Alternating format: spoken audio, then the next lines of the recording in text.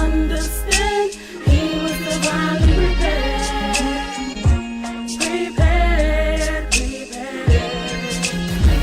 I'm back with some more information, trying to put the truth in circulation. Get it to a beat, then put it in rotation. Next stop, distribute the product to the nation. Profit came for the young and yet unborn. So if we gotta get them through a song, then come on. Let's do it. Cause if we don't, BT gon' kill him with that negro. Black and colorism, running with it, sleeping with the enemy. You gotta be kidding me. African American, that's not an identity. Who told you these things? I don't know. You make it difficult trying to swim upstream, revert. Go the other way. And I ain't here trying to get you to convert. Turn a non-believer to a believer. But if you had any type of sense to follow the leader, would. And that man is Noble Drew. I lead the last prophet in these days. You're welcome to question me. We could go to the book, go to the Moorish guide, go to the humanity pamphlet. That's how I stay armed. I'm no great debater. That's Denzel Washington. I'm doing you favors. I must be about my father's work. I'm talking about Allah, not the one that's on this earth. Come on, Terrence.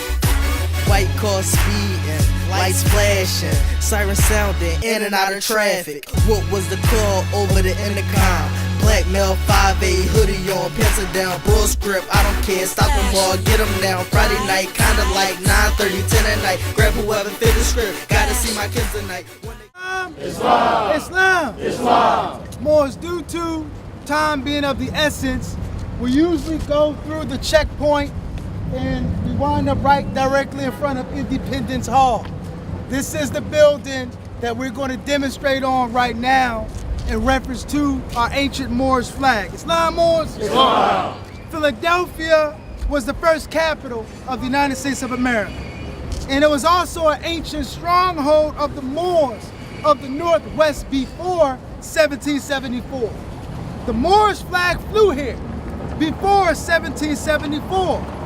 During the course of history, the Moorish flag in many places was also known as the Red or Bloody Flag. During the famed Seminole Wars of the 1800s, captured Seminoles were legally redesignated as Negroes and sold into slavery. United States law and officials obviously placed considerable emphasis upon legal nomenclature and reclassification. There was this official need to remove the national names of our forefathers. Seminoles referred to the time of their defeat and subsequent domination by the Europeans as the change of the flags. In the book entitled Creeks and Seminoles, there are references to the presence of the Seminole flag at what they called the Negro Fort in Florida, which was captured by U.S. forces in 1813. Images of the red or bloody flag waving over the Negro Fort were still fresh in the minds of European Southerners. The red or bloody flag was an appellation for its proper name, which is the Moorish flag. Islam, Moors. Islam. Morocco was a Moorish rock, a foundation for which later became an empire. The Holy Quran of the Moorish side tip of America teaches us that the dominion and inhabitation of the ancient empire of Amexium, which included the Moabites, extended from northeast and southwest Africa across the Great Atlantis, even into the present North, South, and Central America, and also Mexico and the Atlantis Islands, before the great earthquake which caused the Great Atlantic Ocean. Therefore saying the Native Americans are the descendants of the ancient Moabites, Cushites, and Hammatites, who later established the Moroccan Empire. The so-called Negro of America are Moors who are subjects of the Moroccan Empire. It is clear that Moor was a specific reference to those persons within the dominions of the ancient Moorish Empire. Legally and diplomatically, Moor designated only those persons whose ancestry and allegiance was understood to have been linked to the dominions of the then recognized Moorish Empire. In order to appreciate this point, consider the following example. British is understood to be a general reference for all of those who are subjects under Great Britain. Today, Britain's dominions and inhabitation includes England, Scottish, Ireland, and Wales. Consequently, a person can be both British and Welsh, Scottish, or Irish at the same time. During Britain's imperial days, a British subject even included those persons who lived outside of the British Isles. Anyone born within the stated boundaries of the British Empire were recognized as British subjects. The same historically can be said of the Moorish as it applies to so-called Africans. One could, for example, be Moorish and Mandinka at the same time. The Holy Quran of the Moorish Temple of America teaches us what your ancient forefathers were. You are today without doubt or contradiction. The so-called black people of America are Moors, whose forefathers were stripped of their nationality and birthrights in 1774. When one connects with their true nationality, an entire history unfolds. In the case of the so-called black person asserting their true nationality, a vast new history emerges. All throughout our history books, when the subject of slavery comes into view, the song is sung of how all so-called black people were brought over here on slave ships and sung. In our history books, the Native Americans are identified as Indians. The Native Americans, many times in our history books, are classified with the blatant ambiguous term of indigenous person. The truth of the matter is that all so-called black people were not brought over here on slave ships. In fact, most of those who are reclassified as black were subjected to slavery were already here during the pre-Columbian period. The indigenous people, or the Native Americans, were not Indians. The scholar J.A. Rogers enlightened us of the fact that Indi was an ancient Latin word for so-called black people in general. The indigenous people, or Native Americans, were actually Moorish Muslims who spoke Arabic as well as other Asiatic languages, who wore the fez and turban and also carried the names Il and Bey. The Church of Latter-day Saints, aka Mormons, actually maintains that Asiatics from the Holy Lands had occupied ancient America. Many Moors came to America by way of the Carthaginian expedition and their memorable excursion to the Great Island after sailing many distant miles from the Pillars of Hercules or the Strait of Gibraltar. The presence of Il and Bey are present among many Native Americans. The Onondaga of the Iroquois nations uses Il both as a title and a family name. The Il tribe is known to be one of the principal Lapa chiefs. In a study by William Beauchamp, the name of a prominent Iroquois man was named Sodus Bay. There exists video documentary of a Mr. Moses Price of Connecticut. Joseph Cinque, Prince of Freedom, is a half-hour video about Joseph Cinque and the Amistad incident produced in 1976. This video presents both artifactual and historical evidence that Cinque's name was actually Sang Bay. In the video interview, the Hoffmans assert that Cinque was called Sang Bay by his Mindi compatriots. They also point out that even a Connecticut village in which Cinque lived was known as Sang Bay Park. Columbus knew that there were Moors in this land due to the fact that the captain of his famed ship, the Santa Maria, was Pietro Alonso Nino, a Granadan-born Moor, and his interpreters spoke languages that were spoken predominantly by Moors, such as Arabic, Hebrew, and Chaldean. There were many tribes here in the Americas during the pre-Columbian period who identified themselves as Moors.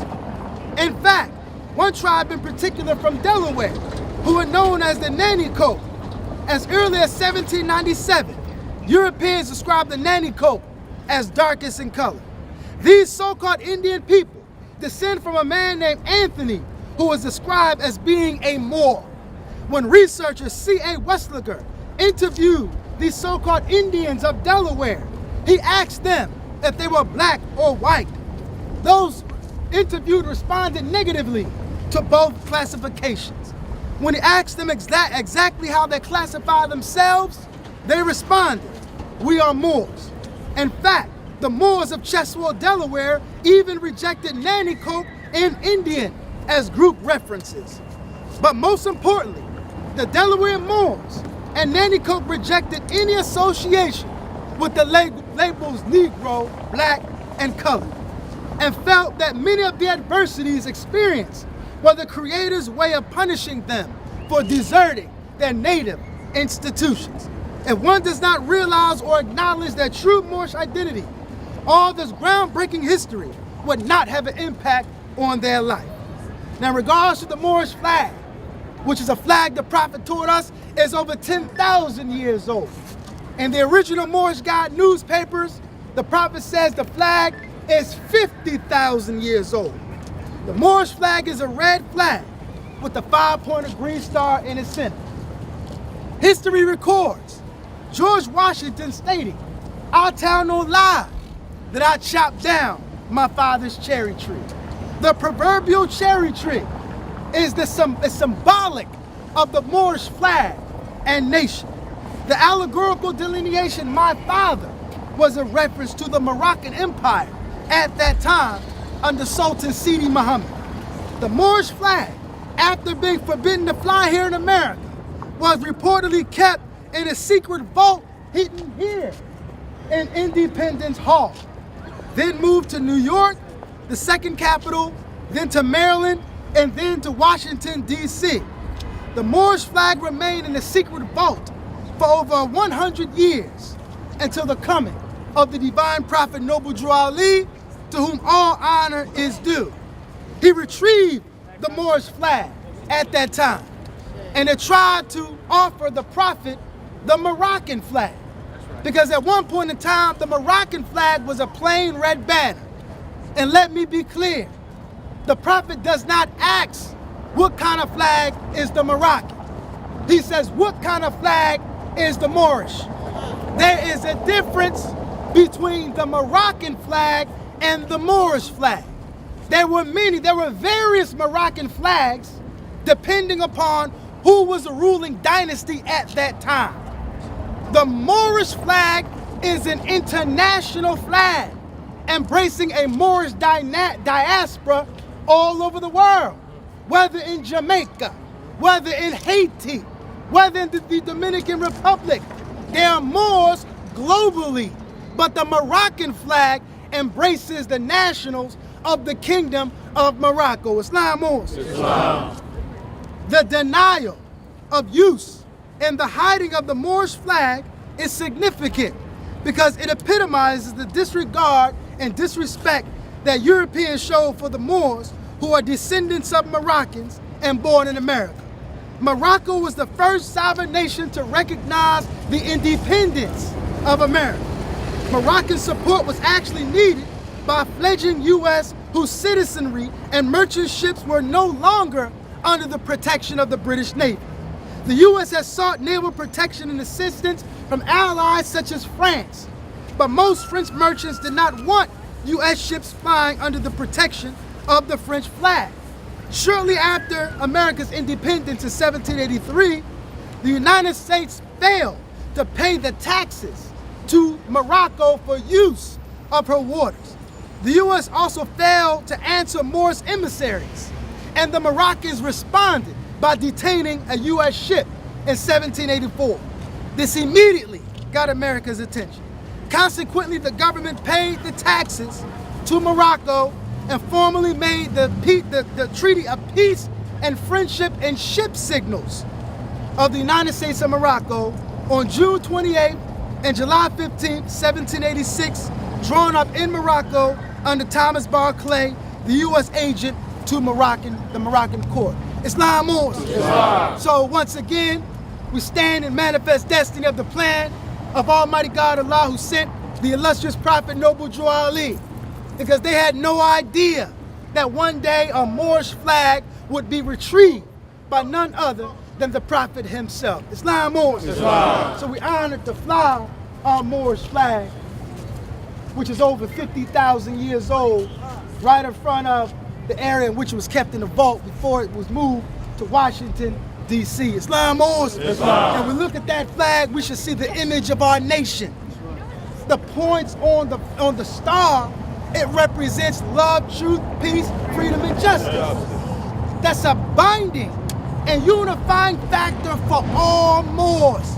It should evoke a sense of patriotism in you when you see your Moorish flag. Islam, Moors. Islam. So at this point in time, Moors, we're going to go to the Liberty Bell, and we're going to give a brief demonstration on the Liberty Bell and the inscription, and then after that, we're going to journey to 7th and Arch. Islam, Moors? Islam. Now, if the line is too long, we're going to just give a brief demonstration right outside of the Liberty Bell Pavilion. Islam? Islam. So let us journey to the Liberty Bell. Islam, go ahead. Why is it hard to understand?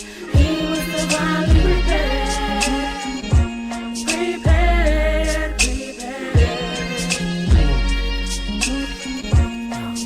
Dear Prophet Noble Drew Ali, Brother D. Lewis ill, please pardon me. But I just wanted to write you this letter. Since I started to follow your lessons, my life's got better. And no, I never met you.